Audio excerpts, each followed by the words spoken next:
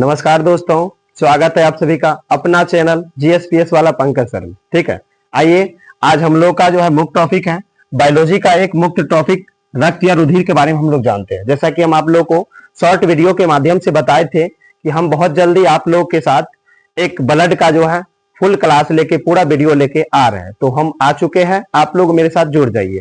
ठीक है, चलिए हम लोग ब्लड को पढ़ते हैं। यहाँ पे रक्त या रुधिर, इसका हिंदी नाम रक्त या रुधिर होता है, अंग्रेजी में इसको हम लोग ब्लड कहते हैं। और उर्दू में बात कर ले तो उर्दू में इसको हम लोग लहू कहते हैं। उर्दू में इसको हम क्या कहते हैं? लहू कहते हैं। इसमें पूछा जाएगा कि रक्त या रुधिर या लहू कहते हैं किसको है, तो आपको एक सिंपल सा परिभाषा बताना है कि जंतु में पाए जाने वाले वह तरल संयोजी उत्तक, जंतु में पाए जाने वाले वह तरल संयोजी उत्तक जिसका निर्माण प्लाज्मा और रुधिर कणिकाएं से मिलकर होता है, उस प्रकार के तरल संयोजी उत्तक को हम लोग रक्त या रुधिर कहते हैं। ठीक है, अब आप लोगों को रक्त का परिभाषा समझ में आ गया।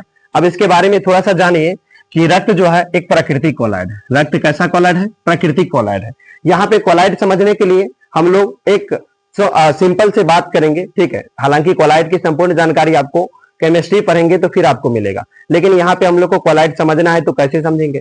कोलॉइड समझने के लिए बस अब ऐसे समझिए, वही पदार्थ जिसको किसी भी चीज से छानने पर संपूर्ण भाग आर पार नहीं होता है, उस प्रकार के पदार्थ को कोलॉइड कहा जाता है। ठीक है, तो समझिए यहाँ पे, हालांकि ये कोलॉइड का सही परिभाषा नहीं है, तो ब्लड उसी प्रकार का कोलॉइड है। ब्लड को आप छानिएगा तो इसका संपूर्ण भाग आर पार नहीं होता है। आगे जानते हैं ये कैसा उत्तक है। ब्लड जो है एक तरल संयोजी उत्तक है। ब्लड कैसा उत्तक है? तरल संयोजी उत्तक है। इसका पीएच मान का हम बात कर ले तो आप क्लास 10 के केमिस्ट्री में पढ़िएगा, टॉपिक है पीएच स्केल। वहां पे आपको एक चीज पढ़ाया जाएगा कि पीएच स्केल पे अगर कोई पदार्थ का पीएच स्केल पे मान 7 से कम होता है तो वो अम्ल होता है, और 7 से अधिक होता है तो वो क्षार होता है, और 7 के बराबर जो होता है वो उदासीन होता है। तो इसका जो है पीएच मान, ब्लड का जो है, रक्त का जो है पीएच मान 7.4 होता है। तो ये कैसा पदार्थ है? क्षारीय पदार्थ है। ब्लड कैसा पदार्थ है? क्षारीय पदार्थ है। चलिए आगे देखते हैं हम लोग। मेल की बात करें, ये मेल जिसको हिंदी में हम लोग पुरुष कहते हैं। पुरुष में ब्लड की मात्रा बात करिएगा कि एक वयस्क पुरुष में कितना ब्लड होता है, तो 5.5 लीटर। कितना होता है? 5.5 लीटर। और वहीं पे हम फीमेल का बात कर ले, स्त्री का बात कर ले, तो स्त्री में जो है 5 लीटर ब्लड होता है, यानी मेल से ½ लीटर कम होता है। मेल से कितना लीटर कम होता है? ½ लीटर फीमेल में कम होता है। ठीक है, और इसमें फीमेल में ½ लीटर कम होता है। निर्माण का बात कर ले, ब्लड का निर्माण कहाँ कहाँ होता है, तो देखिए यकृत में, लीवर में भी होता है, जिसको हम लोग इंग्लिश में लीवर कहते हैं, हिंदी में यकृत कहते हैं। और अस्थि मज्जा में भी होता है। अस्थि मज्जा को हम लोग इंग्लिश में बोन मैरो कहते हैं। देखिए भ्रूण में कोई बच्चे अगर माँ के गर्भ में है, जब तक उस बच्चे का जन्म नहीं हो जाता है तब तक वो बच्चे भ्रूण कहलाता है। भ्रूण में जो बच्चे होते हैं उनके बॉडी में पूर्ण रूप से हड्डी नहीं होता, हड्डी होता भी तो बहुत लचीला होता है। ठीक है, लेकिन उनमें जो है ब्लड का अगर निर्माण होता है तो यकृत में, लीवर में होता है। ठीक है, एक वयस्क मनुष्य का बात करें, एक वयस्क मनुष्य का बात करें तो उसमें जो है ब्लड का निर्माण अस्थि मज्जा में होता है। अस्थि मज्जा, आप अस्थि मज्जा को ऐसे समझे कि चिकन वगैरह आप खाए होंगे, चिकन वगैरह, चिकन के हड्डी में आप देखे होंगे बीच में जो है, हड्डी के बीच में जो है जाल के समान जो संरचना होता है, उसे ही हम लोग अस्थि मज्जा कहते हैं। और वहीं पे अस्थि मज्जा में जो है ब्लड का निर्माण होता है। ठीक है, आगे देखते हैं हम लोग। ब्लड स्टोर कहाँ रहता है? ये स्टोर कहाँ रहता है? ब्लड तो होता है लेकिन ये स्टोर कहाँ रहता है? एक अंग है उदर गुहा। ठीक है, जिसको हम लोग पेट कहते हैं। उदर गुहा के बाएं साइड में एक छोटा सा रचना होता है जिसे हम लोग पिलिया या स्प्लीन कहते हैं। पिलिया स्प्लीन कहते हैं। वहीं पे ब्लड जो है क्या होता है? स्टोर रहता है। ब्लड कहाँ स्टोर रहता है? पिलिया या स्प्लीन में। और ये स्टोर, ब्लड को स्टोर करके रखता है, इसीलिए इसको हम लोग ब्लड बैंक भी कहते हैं। क्या कहते हैं? ब्लड बैंक, पिलिया या स्प्लीन या ब्लड बैंक। ठीक है, आगे बात कर ले कोलेस्ट्रॉल का। कोलेस्ट्रॉल जो है ब्लड में जो है कोलेस्ट्रॉल की मात्रा 200 ग्राम पर डेसीलीटर होता है। इसको हम लोग क्या पढ़ेंगे? डेसीलीटर। क्या पढ़ेंगे? डेसीलीटर। इसको हम लोग क्या पढ़ेंगे प्यारे बच्चों? डेसीलीटर। तो ये देखिए कोलेस्ट्रॉल की मात्रा जो है ब्लड में 200 ग्राम पर डेसीलीटर होता है। इसको आप समझ ले कोलेस्ट्रॉल होता क्या? ये एक चिपचिपा पदार्थ है। ज्यादा तेलहन पदार्थ आप खाएंगे, तेल वाला पदार्थ खाएंगे तो आपके ब्लड में हो जाएगा। ठीक है, इसकी मात्रा बढ़ जाएगा, 200 ग्राम पर डेसीलीटर से अधिक हो जाएगा तो फिर आपको काफी परेशानी झेलना पड़ जाएगा। ठीक है, आगे बढ़ते हम लोग। हीमोग्लोबिन का बात करें कि हीमोग्लोबिन ब्लड में जो है, हीमोग्लोबिन आप सभी जानते होंगे कि ब्लड का यानी रक्त का जो रंग है लाल होता है, किसके कारण? हीमोग्लोबिन के कारण। हीमोग्लोबिन का हम बात कर ले तो मेल में जो है 14 ग्राम पर डेसीलीटर होता है। मेल में कितना होता है? 14 ग्राम पर डेसीलीटर। और वहीं पे हम फीमेल में बात कर ले, ब्लड में हीमोग्लोबिन की मात्रा हम आपको अभी जैसा बताए हैं कि मेल में जो है 14 ग्राम प्रति डेसीलीटर होता है, और फीमेल में, वहीं पे फीमेल में बात करिएगा मेल की तुलना फीमेल में, तो फीमेल में जो है 13 ग्राम प्रति डेसीलीटर होता है। यानी हीमोग्लोबिन के अंदर ही आयरन पाया जाता है। HB हीमोग्लोबिन के अंदर ही क्या पाया जाता है? आयरन पाया जाता है, यानी लोहा पाया जाता है। तो एक चीज आप लोगों को बहुत दिनों से आपके दिमाग में अगर ऐसा क्वेश्चन होगा तो उस क्वेश्चन का आंसर आपको मिल जाएगा। क्वेश्चन सुन लीजिए क्या है। क्वेश्चन वो है कि पुरुष की तुलना में स्त्री का शरीर कोमल क्यों होता है? उसका कारण यही है, ठीक है। उसका कारण क्या है कि मेल में जो है फीमेल की तुलना में मेल में जो है एक ग्राम प्रति डेसीलीटर जो है हीमोग्लोबिन अधिक होता है। और हम सभी जानते हैं हीमोग्लोबिन के अंदर ही क्या पाया जाता है? आयरन। हीमोग्लोबिन के अंदर ही क्या पाया जाता है? आयरन। और आयरन की मात्रा कम होने से, यानी आयरन जिसको लोहा कहते हैं हम लोग, आयरन की मात्रा कम होने के कारण पुरुष के मेल के तुलना में जो है फीमेल की बॉडी जो है कोमल होता है, ठीक है। आगे बढ़ते हम लोग रक्त के परिसंचरण तंत्र का बात करते हैं। रक्त के परिसंचरण तंत्र की खोज। रक्त के परिसंचरण यानी हमारे शरीर में ब्लड सर्कुलेट करता है, हमारे शरीर में ब्लड सर्कुलेट करता है, दौड़ता है। ये बताने वाले प्रथम व्यक्ति विलियम हार्वे साहब थे। कौन थे? विलियम हार्वे साहब। ये इन्होंने ही कहा था, विलियम हार्वे साहब ने कहा था कि जंतु के शरीर में ब्लड जो है सर्कुलेट करता है, ठीक है। आगे बात कर ले हम रक्त के प्रमुख कार्य का बात करते हैं। रक्त के प्रमुख कार्य का हम बात कर ले कि रक्त का जो है क्या क्या काम होता है हमारे शरीर में। अगर है तो उसका कुछ ना कुछ काम होगा। उसका क्या क्या काम होता है उसके बारे में हम लोग समझते हैं। सबसे पहली बात, इसका काम होता है ताप का नियंत्रण करना। आप जानते हैं कि एक स्वस्थ मनुष्य के शरीर का जो है टेम्परेचर 37 डिग्री सेल्सियस होता है। कितना होता है? 37 डिग्री सेल्सियस। कितना होता है? 37 डिग्री सेल्सियस। ये देखिए, ब्लड सर्कुलेट करना अगर बंद कर दे, जंतु के शरीर में अगर ब्लड सर्कुलेट करना बंद कर दे तो इसके शरीर में जो है, जंतु के शरीर में जो है ये 37 डिग्री सेल्सियस तापमान नहीं बना रहेगा। ब्लड सर्कुलेशन के कारण ही जंतु का शरीर गर्म होता है, यानी 37 डिग्री सेल्सियस तापमान उसके शरीर का होता है, ठीक है। तो इसका काम है ताप का नियंत्रण करना। ब्लड का काम है ताप का नियंत्रण करना, आप समझ गए होंगे। आगे बढ़ते हम लोग। और दूसरा इसका काम है पोषक पदार्थों का परिवहन करना। पोषक पदार्थ आप समझे, हमारे शरीर के लिए जो जरूरी का चीज होता है उसका परिवहन करने। जैसे आप देखिए, आप मेडिसिन खाते होंगे, मेडिसिन के माध्यम से आपको पोषक पदार्थ मिलता है। पोषक पदार्थ का परिवहन कौन करता है? ये रक्त करता है, ये ब्लड करता है, ये रक्त करता है, ठीक है।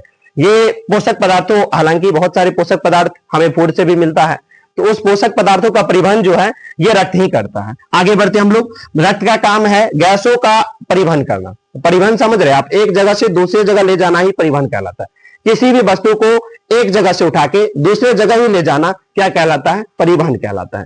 तो रक्त का यह भी काम है गैसों का परिवहन करना। अब हम गैस लेते हैं, आप जानते हैं हमारे शरीर में जो फेफड़ा होता है ये टंकी के रूप में काम करता है। किस रूप में? टंकी के रूप में। ये क्या करता है? श्वास नली के द्वारा हवा आता है और इस टंकी में जमा हो जाता है, और यहां से ब्लड क्या करता है? इस हवा को उठाता है, पूरी बॉडी में जहां जहां चाहिए वहां पे पहुंचा देता है। ऑक्सीजन को ले जाता है, कार्बन डाइऑक्साइड को लेके आता है। ऑक्सीजन का ले जाता है दोनों को, लेकिन फिर कार्बन डाइऑक्साइड को रिटर्न लेके आता है, ठीक है। तो ये काम जो है ब्लड ही करता है हमारे शरीर में, यानी गैसों का वही परिवहन का काम ब्लड ही करता है। अगला बात कर ले उत्सर्जी पदार्थों का परिवहन। उत्सर्जी पदार्थ समझ रहे आप, हमारे शरीर में जो अवशिष्ट पदार्थ होता है, जो हमारे शरीर के लिए उपयोगी नहीं होता है, उसका भी परिवहन का काम कौन करता है? रक्त करता है। कौन करता है? रक्त करता है, यानी ब्लड करता है। हालांकि रक्त की कंपोजिशन को समझते हैं, यानी रक्त बना कैसे होता है, ठीक। रक्त जो है दो प्रकार के पदार्थ से मिलकर बना होता है। एक आपका इधर हो गया प्लाज्मा, और एक आपका इधर हो गया रुधिर कणिका है ना।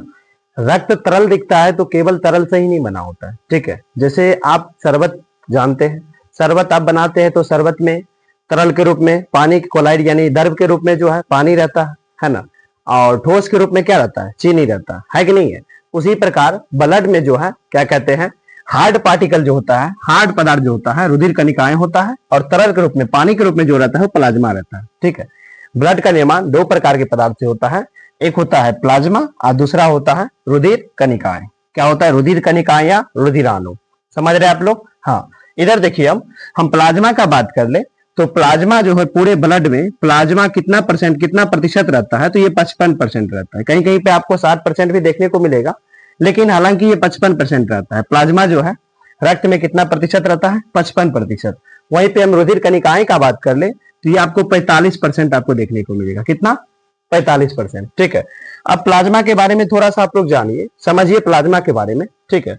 प्लाज्मा में जो है एक विशेष यानी विशेष प्रकार का कुछ प्रोटीन मिला होता है।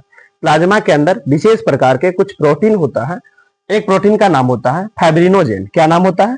फाइब्रिनोजेन। एक का नाम हो जाता है आपका फाइब्रिनोजेन, दूसरा का नाम हो जाता है प्रोथ्रोम्बिन। क्या नाम हो जाता है? प्रोथ्रोम्बिन। ये प्रोटीन, ये विशेष प्रकार के दो प्रोटीन के कारण जो है प्लाज्मा गाढ़ा होता है। ठीक है। अगर ये दोनों प्रोटीन को निकाल लिया जाए प्लाज्मा में से, तो ये हल्का सा नहीं पंचुचुर हो जाएगा, या पानी जैसे पानी के रूप में होता है, पानी का रूप का, गाढ़ापन उसमें नहीं रहेगा, प्लाज्मा में गाढ़ापन नहीं रहेगा, और आपको पीलापन काफी ज्यादा नजर है। हालांकि प्लाज्मा पीला कलर का ही होता है, लेकिन आपको काफी ज्यादा पीलापन और पतला दिखाई देगा। ठीक है। और जो प्लाज्मा में दो विशेष प्रकार के प्रोटीन निकाल लिया जाता है, जो पीलापन पतला सा जो तरल पदार्थ बचता है उसे सीरन कहा जाता है। और बीमारियों का जांच जो है सीरन से ही किया जाता है। जैसे हमारे शरीर में ब्लड का जो चेक होता है, ये प्लाज्मा सीरन से ही होता है। ठीक है। चलिए, तो ये प्लाज्मा के बारे में हम लोग समझे। अब हम लोग रुधिर कणिकाएं के बारे में थोड़ा सा जानते हैं। रुधिर कणिकाएं के बारे में, ये तरल पदार्थ है प्लाज्मा, और ये जो है क्या कहते हैं, कठोर पार्टिकल, यानी जो रुधिर कणिकाएं या रुधिराणु, रुधिर कणिकाएं या रुधिराणु, इसकी प्रतिशत देखिएगा तो पूरे ब्लड में जो है 45% होता है। कितना होता है? 45%। इसमें जो है 3 प्रकार के सेल्स, कोशिकाएं मिले होते हैं, यानी रुधिराणु के अंदर 3 प्रकार के कोशिकाएं मिले होते हैं। एक होता है आरबीसी, दूसरा होता है डब्ल्यूबीसी, और तीसरा होता है प्लेटलेट्स। ठीक है। आरबीसी इसका पूरा नाम रेड ब्लड सेल्स होता है, हिंदी में बोले तो लाल रुधिर कणिकाएं, हिंदी में बोले तो लाल रुधिर कणिकाएं। दूसरा होता है डब्ल्यूबीसी, इसका पूरा नाम हो जाता है व्हाइट ब्लड सेल्स। क्या हो जाता है? White blood cells. ठीक है। और तीसरा प्लेटलेट्स। क्या होता है? प्लेटलेट्स। देखिए, आरबीसी का दूसरा नाम भी है, इसको जो है, इसका जो है ये विज्ञान के अनुसार नाम देखा जाए आरबीसी का, तो एरिथ्रोसाइट। क्या कहते हैं इसको हम लोग? एरिथ्रोसाइट। क्या कहते हैं? एरिथ्रोसाइट। आरबीसी के बारे में और कुछ जानिए। आरबीसी की मात्रा जो है हमारे ब्लड में जो है आरबीसी कितना रहता है? तो आरबीसी हमारे ब्लड में 50 लाख रहता है। कितना संख्या रहता है इसका? 50 लाख। वही हम आपको मिलियन में बताए तो 5 मिलियन। कितना? 5 मिलियन। कितना होता है? 5 मिलियन। आगे देखिए, आरबीसी का जीवन अवधि का बात कर ले कि हमारे ब्लड में आरबीसी कितना दिन जीवित रहता है, तो आरबीसी हमारे ब्लड में 120 दिन जीवित रहता है। कितना दिन रहता है? 120 दिन। आगे बात करते हैं, हम डब्ल्यूबीसी के बारे में थोड़ा सा समझते हैं। डब्ल्यूबीसी का पूरा नाम व्हाइट ब्लड सेल्स है। क्या है? White blood cells. इसको हम लोग ल्यूकोसाइट, यानी विज्ञान के अनुसार इसका नाम देखिएगा तो क्या होगा? ल्यूकोसाइट। इसकी कमी से जो है कैंसर बीमारी होता है। ये डब्ल्यूबीसी अगर बढ़ गया या घट गया तो इसके कारण आपको कैंसर नामक बीमारी होता है। ठीक है। इसकी संख्या की बात कर ले कि ये हमारे पूरे रुधिर कणिका यानी पूरे ब्लड में जो है इसकी डब्ल्यूबीसी की मात्रा संख्या कितनी होती है, तो इसकी संख्या जो है 10,000 होता है। कितना होता है? 10,000। कितना होता है? 10,000। याद रखना है, कितना होता है? 10,000। और इसके जीवन अवधि का हम बात कर ले, इसके यानी डब्ल्यूबीसी के हम जीवन अवधि का बात कर ले तो डब्ल्यूबीसी हमारे ब्लड में मात्र 4 दिन जीवित रहता है। कितना दिन?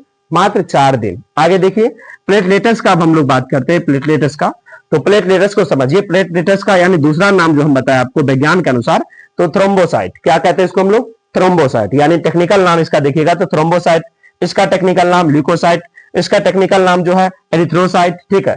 थ्रोम्बोसाइट। और प्लेटलेट्स की संख्या, रक्त में बात करिएगा कि प्लेटलेट्स की संख्या कितनी होती है, हम आपको बता दें प्लेटलेट्स की संख्या 2 लाख होती है। कितनी होती है? 2 लाख होती है। कितनी होती है? 2 लाख। और इसके जीवन अवधि का बात कर ले तो इसका जीवन अवधि केवल 7 दिन होता है। कितना दिन होता है? 7 दिन। कितना होता है? 7 दिन। चलिए एक बार हम लोग रिवीजन करते हैं। रक्त का जो है कंपोजिशन, रक्त जो है कितने प्रकार के पदार्थ से मिलकर बना होता है? 2 प्रकार के पदार्थ, एक प्लाज्मा और एक रुधिर कणिका। प्लाज्मा के अंदर 2 विशेष प्रकार का प्रोटीन होता है जिसके कारण प्लाज्मा गाढ़ापन होता है। वो प्रोटीन का नाम क्या है? एक का नाम है फाइब्रिनोजेन और दूसरा का नाम है प्रोथ्रोम्बिन। ठीक है। इन दोनों को निकाल लिया जाए तो क्या होगा? प्लाज्मा पंचुछुर जैसा हो जाएगा और वो हल्का सा पीलापन दिखाई देगा। इधर रुधिर कणिकाएं का बात कर ले तो रुधिर कणिकाएं में 3 प्रकार के सेल्स होते हैं, कोशिका होता है। एक होता है आरबीसी, दूसरा होता है डब्ल्यूबीसी, तीसरा होता है प्लेटलेट्स। आरबीसी का दूसरा नाम एरिथ्रोसाइट। और इसकी संख्या का बात करें तो 50 लाख या 5 मिलियन। ठीक है। उसके बाद इसके जीवन अवधि का बात करें 120 दिन। अब आइए डब्ल्यूबीसी को थोड़ा सा रिवीजन करते हैं हम लोग। डब्ल्यूबीसी को बता दें, डब्ल्यूबीसी का दूसरा नाम जो हो जाता है आप सभी को ल्यूकोसाइट। क्या हो जाता है? ल्यूकोसाइट। क्या हो जाता है? ल्यूकोसाइट। और इसके संख्या का बात करें तो इसका संख्या जो है, इसका संख्या 10,000 होता है और इसके जीवन अवधि का बात करें तो केवल 4 दिन होता है। अब लास्ट हम लोग देखते हैं प्लेटलेट्स। क्या देखते हैं? प्लेटलेट्स। प्लेटलेट्स का दूसरा नाम आपका हो जाता है, प्लेटलेट्स का दूसरा नाम हो जाता है थ्रोम्बोसाइट। और इसकी संख्या का बात करें तो ये 2 लाख होता है। कितना होता है पूरे ब्लड में? कितना? 2 लाख। इसके जीवन अवधि का बात करिएगा तो मात्र 7 दिन। कितना होता है? मात्र 7 दिन। ठीक है, चलिए फिलहाल आज के लिए इतना ही। नेक्स्ट अगले वीडियो में